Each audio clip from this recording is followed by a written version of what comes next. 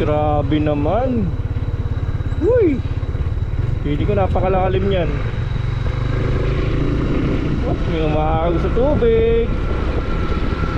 Ayun o, may bukal. Nakakatakot. Para pag ititingnan mo sa ilalim ay nakakatakot. Grabe ang fish pa rin talaga dito, no? Pero so far guys, no, medyo okay sa atin. Sana ma-maintain yung ganitong daan, no?